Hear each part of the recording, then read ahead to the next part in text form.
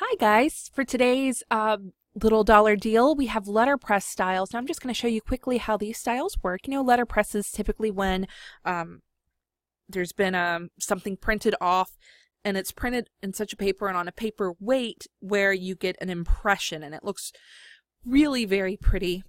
I know with invitations and things it tends to make them look much more expensive as well. But we can achieve this effect digitally fairly easy using styles. So I have here is just a frame, a photo frame, and what I'm going to go ahead and do, this is an element from my newest kit to start anew. I'm trying to get my one word in order, which I believe is going to be brave. I want to be braver.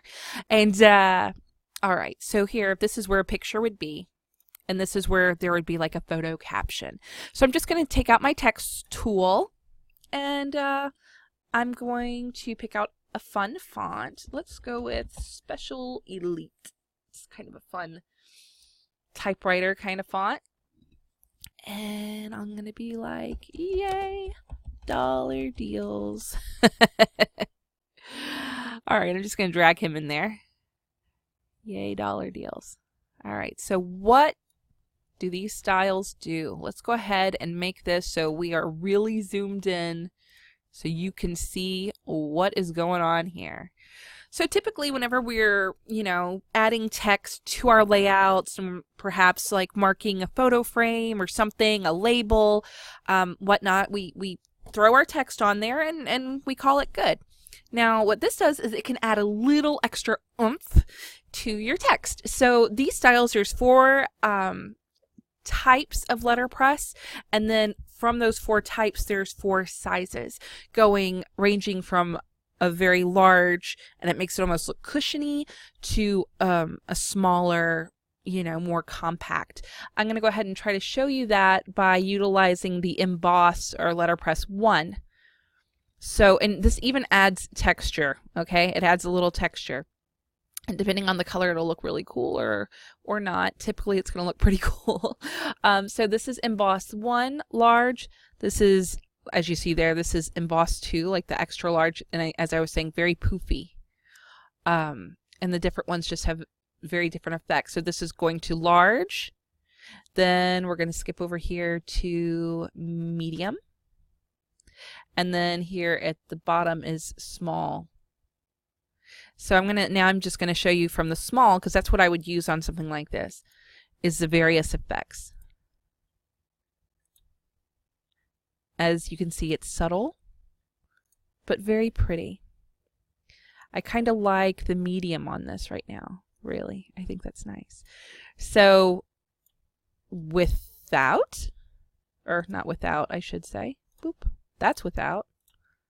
That's with.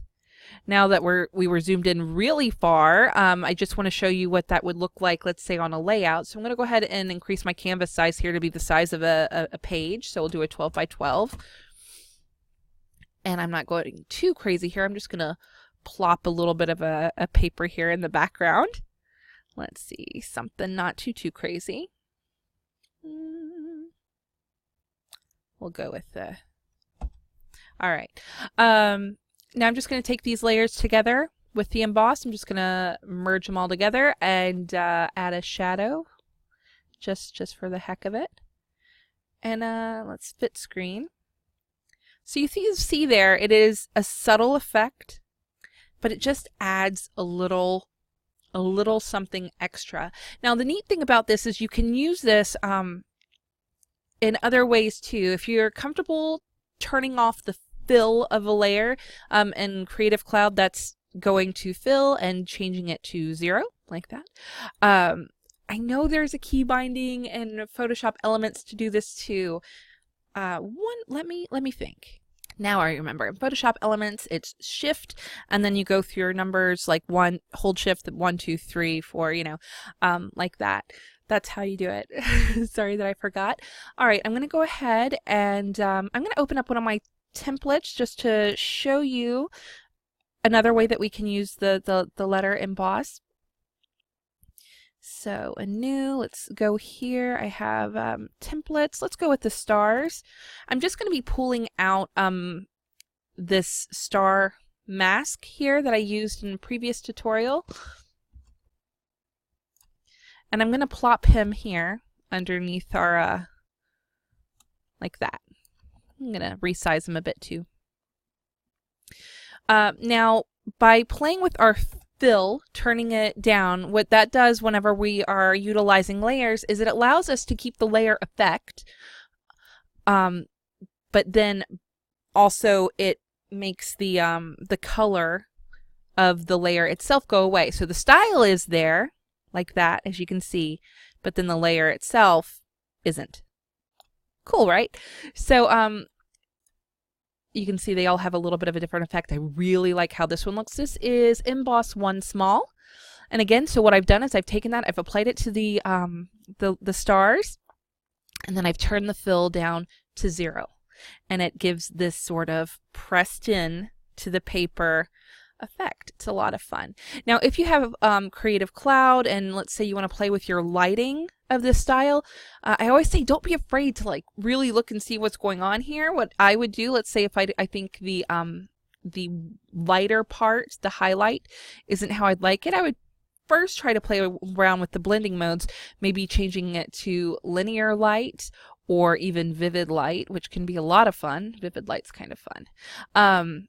It's become one of my favorites. It adds a more, I don't know how to describe it. It's just sort of strong. If I increase it a lot, it looks a little crazy. It almost makes things look more glossy. Anyway, so just you can always play around there with the opacities by increasing. As you can see there with the inner bevelly part, or decreasing like that to make it more subtle. So this is after I edited it a little bit. That's fun to say, edited it. So before and after, just by changing some of the blending modes for the style itself. So that gives it a more subtle look. Also, I should say, whenever you're zooming in and out of a layout, right now, for me, it looks very different than when I flatten it. It's gonna look, because it, you know, the way it renders, your program renders, you'll be like, it looks so much deeper before, and I thought it was gonna be, you know, like not a little more shallow. If I go ahead and flatten my image, you can see here that it is more shallow. It's just the way that the program is rendering it. See there, looks deeper. When I flatten it, you see that it really is a very nice little subtle sort of effect. So yeah, this can be a lot of fun. You can utilize it in just a lot of ways. As a designer, I use this effect a lot when I'm working with like word strips, because I like to just have a little more oomph. So let me go ahead and zoom in. I have this I Can Be Brave, and you can see there that effect is used on the text. So instead of just flat text, it's just a little bit more, it just gives a little more depth. And that's something I think that draws me to styles the most, is I just love giving digital things more depth so it appears more realistic. I get I get such a thrill out of it, but you know, we all have our things, and for me, this is the thing that I really do enjoy a lot. So that's today's dollar deal, the Letterpress Emboss. You can use this one a lot. Oh, I should show you with word art, I'm gonna go ahead and pull out a word art for you. Let's go with because in the set I made it so you have word art like stickers and then word art that's clean. A lot of designers give you this like clean word art, and those are so great for adding styles to, let me tell you. So here we have it. And so the adventure begins. You know, I'm just going to throw that over here so you can see, and there I'm just adding these styles to it and seeing which ones I like. Like it's pressed in there.